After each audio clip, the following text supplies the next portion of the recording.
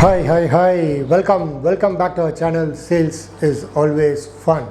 Like we discussed last episode, this episode we'll be talking about internet, whether it is a boon or a curse for we in the sales, we sales professionals.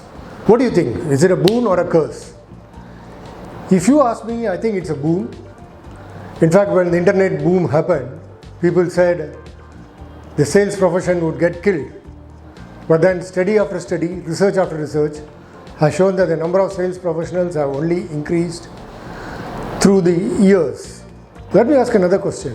Where are we as sales professionals supposed to be? Well, you guessed it right. Yes, we are supposed to be where our customer is. And if the customer is on the internet, we better be on the internet. So, ensure that, and you would also be found in the internet. Just as you find your customers, the customers will also find you. So what needs to be done is you need to ensure that all your profiles in all the social media and everywhere is kept clean.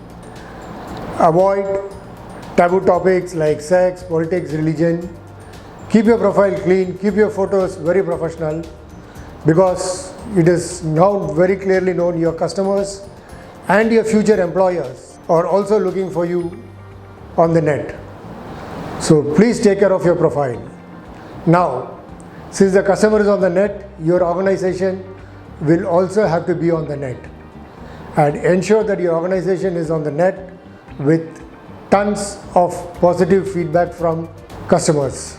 15-20 years back, if your customer called you, so he has called you to get more information on the solution that you have to offer. But today when a customer calls you, he would have gone through tons of information on the internet and he will be with excess information. So when you reach him, today you got to be on top of your game, because you got to actually help the customer find out what is his right solution and what is necessary and not necessary for him.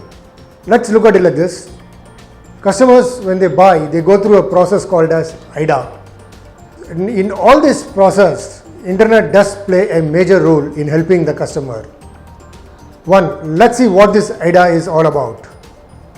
A stands for attention. His attention is drawn to the problem. So it could be a mail from you, it could be some information on the net, it could be some blogging, some ads in the Facebook or any other media you would have seen, and probably would have realized, yes, I am also having the same problem. Then what he does is next step is I, where he starts studying it, he takes interest in it. And then he starts studying about it. That's when he does a lot of research on the net today. And then he comes to the next stage, which is a desire to buy. So he then looks in he then tries to close in who could be the best solution provider. And A is the process of acting, which is to acquire the product or procure the product. What steps needs to be done, he does there. Now the customer, when he calls you these days, he could be in any one of these stages. So it is up to you to meet him, understand what is what, and suggest, as I told you earlier, the solution that is most suitable for him. The other reason why I say internet is a boon is, let's look at it like this. You are assigned a territory. Now, 10-15 years back, a sales profession had to go around the territory to study what is what. Today you can sit in your office, get into Google Map and study your territory in full. You can see what are the streets, corners, what is what are the big organizations. You can study your territory in full. And even if you're an account manager, you have got a set of accounts. Today you can get into LinkedIn and you can actually study who's who in the organization, you can get the list. And once you know who's who in the organization, you can also study about them. You can understand what is their interest, what is their desire, what are the areas they are keen upon. Things like that, you can get a lot of information before you even meet the customer. In fact, Stephen Covey, in his 7 Habits of Successful People, says the 7th habit is sharpen your axe before you get to the work. And that is exactly what's happening here. Today we have tons of information with us before even you step into the market. So let me give you an example. This was told to me by my colleague. She and her husband went to see a motorcycle, and all the bikes were about 350 plus cc bikes in the showroom. So he had fixed an appointment and they both went. So on the way he was telling her, listen, I am not going to buy any of the bikes, I am just going to see, so you don't try to put any opinion in between. She said fine, and they went in.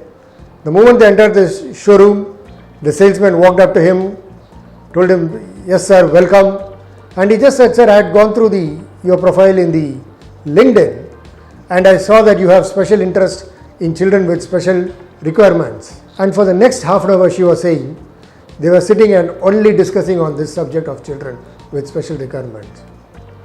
And after about half an hour, the salesperson and they were discussing about the soccer World Cup. That's it. She says after 40 minutes, the salesman went across to meet somebody, and this man sitting here had decided to buy the bike. There was no discussion on the bike. There was nothing happened. All that the salesman did was tactfully handled what the customer interest was, and he got it from the LinkedIn, which helped him.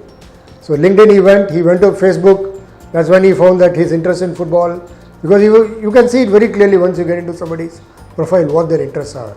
So happy selling. See, in the next episode we will be talking of characteristics of successful sales professionals. Till we meet in the next episode, don't forget to subscribe.